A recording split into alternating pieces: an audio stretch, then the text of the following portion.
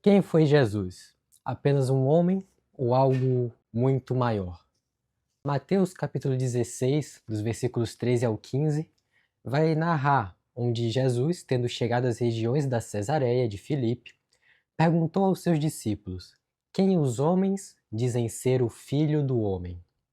Eles responderam: Alguns dizem que é João Batista, outros Elias, outros Jeremias ou algum dos profetas. E Jesus lhes perguntou: Mas vós, quem dizeis que eu sou? Todos precisam tomar uma posição sobre a identidade de Jesus, inclusive você. Lucas 11, 23 narra as palavras de Jesus que diz: Quem não está comigo, está contra mim. Quem comigo não ajunta, espalha. Portanto, não há como ficar em cima do muro. Ou você acredita que Jesus é o Filho de Deus e segue os seus ensinamentos, ou você o nega, indo contra Jesus. Essa pergunta sobre quem é Jesus baseia toda a fé cristã. Se ele é só um homem comum, então como é que ele impactou o mundo de uma maneira tão grande? E se ele for Deus, então isso muda a nossa vida completamente. Então hoje vamos olhar para a Bíblia e tentar responder essa pergunta de maneira clara e correta. A existência histórica de Jesus é um fato. Até mesmo historiadores que não são cristãos reconhecem que ele viveu ali na região de Israel durante o primeiro século. Mas a grande pergunta não é se ele existiu, mas sim quem ele era. A Bíblia o apresenta como o Filho de Deus, o Messias prometido, o Salvador do mundo. Ele ensinou com autoridade, realizou milagres e também transformou a vida de milhares de pessoas. Mas este homem também era um homem comum. Ele andava no mesmo chão que nós andamos, respirava do mesmo ar que respiramos, sentia a mesma fome, a mesma sede, o mesmo sono, a mesma dor. Jesus também teve dificuldades. Quando vindo de uma longa caminhada, ele sentou para descansar porque estava cansado. Quando seu amigo morreu, Jesus chorou também. Quando ele estava prestes a morrer, Jesus sentiu uma tristeza mortal. Então Jesus sabe o que é estar na pele do homem, o que é passar por tudo aquilo que a gente passa. Mas não foi só isso. Jesus não foi só um homem comum, não foi só um mestre moral ou um profeta. Ele afirmou ser Deus. Em João 14, versículo 6, ele disse: Eu sou o caminho, a verdade e a vida. Ninguém chega ao Pai a não ser por mim.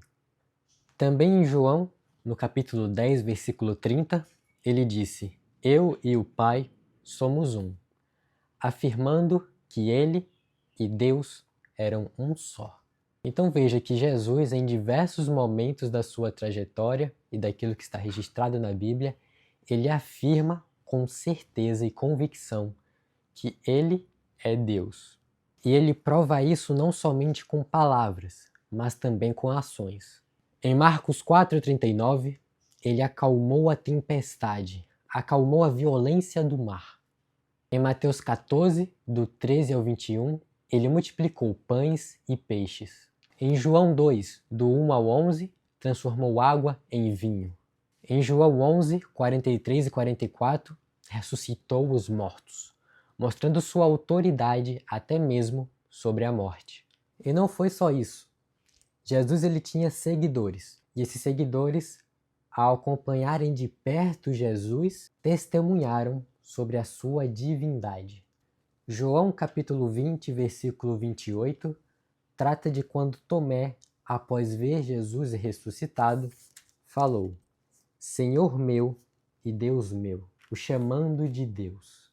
O apóstolo João, em seu evangelho, no primeiro versículo do primeiro capítulo, escreveu: No princípio era o Verbo, e o Verbo estava com Deus, e o Verbo era Deus. E este Verbo não é o verbo eu falo, tu falas, ele fala, mas sim Jesus, pois naquele tempo Jesus era conhecido como o Verbo. Era como se fosse um apelido. Se alguém perguntasse, você conhece o Verbo? Qualquer um diria, é claro, é o filho do carpinteiro, aquele tal de Jesus.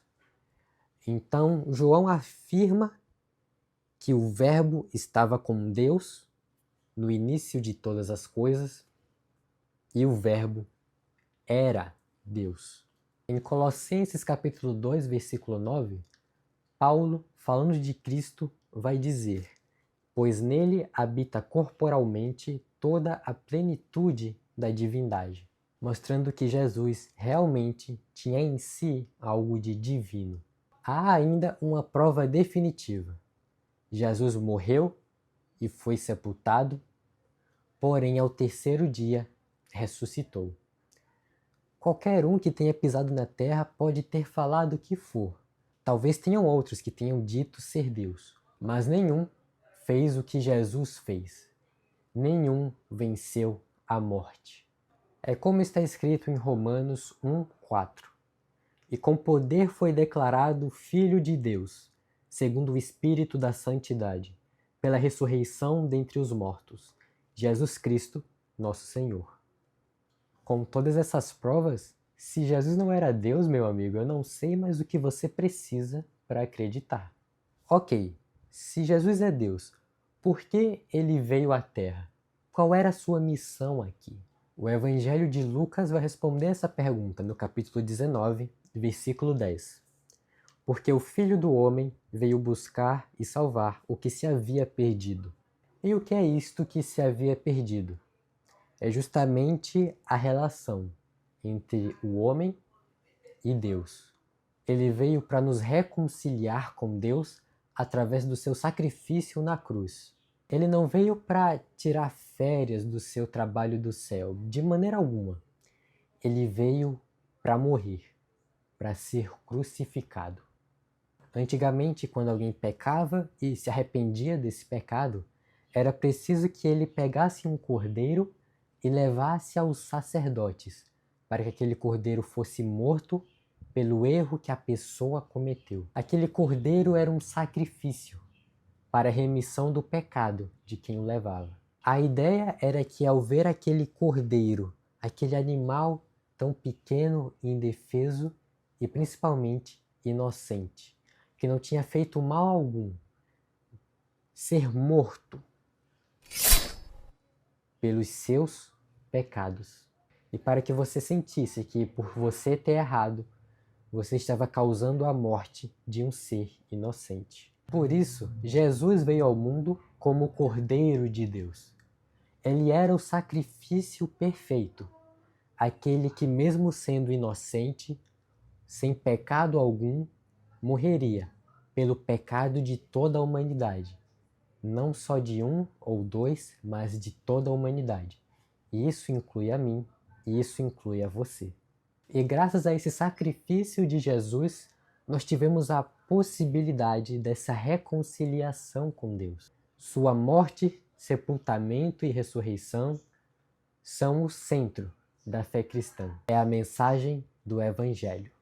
Se tudo isso é verdade, então Jesus deixa de ser apenas uma figura histórica, mas ele passa a ter um impacto direto na sua vida. Em João 6:47, ele vai dizer: em verdade vos digo, quem crê tem a vida eterna. Isso quer dizer que aquele que crê que Jesus é o Filho de Deus e crê nos seus ensinamentos e os obedece, aquele terá a vida eterna e será salvo. Quer mais uma prova? Veja Marcos 16, versículo 15 e 16. Aqui Jesus falando aos seus apóstolos. E disse-lhes: ide por todo o mundo e pregai o evangelho a toda criatura. Quem crer e for batizado será salvo, mas quem não crer será condenado. Então veja, Jesus é bem claro. Ele diz que quem crer em tudo isso será salvo. A chave e o primeiro passo para que a sua salvação aconteça é acreditar que Jesus é o Filho de Deus, que ele morreu, foi sepultado e ressuscitou dos mortos. A grande pergunta agora é: o que você fará com essa verdade? Você vai passar para o próximo vídeo e esquecer que Jesus existe? Esquecer que ele morreu por você? Ou vai crer que ele é de fato o Filho de Deus e seguir seus ensinamentos? Bom, a escolha é sua, mas se a resposta for a segunda opção, o seu material está bem aqui. E fica de olho também no nosso canal, pois em breve eu vou estar trazendo um vídeo sobre o Evangelho, a mensagem que Jesus trouxe para nós, que ele deixou para a humanidade, ou seja, para mim e para você. Então, nesse vídeo, nós falamos sobre a identidade de Jesus, sobre quem ele era como um homem, quem ele era como Deus. E por que tomar uma posição sobre a identidade dele é importante para a vida de cada um de nós. Eu espero que esse vídeo tenha lhe ajudado a entender que o Verbo se fez carne para salvar aquele que estava perdido, que mesmo não merecendo, ainda assim, receberam o amor de Deus e o seu perdão. Se Jesus é Deus e veio para salvar você, então, poxa, você precisa conhecê-lo. Então eu te faço um convite.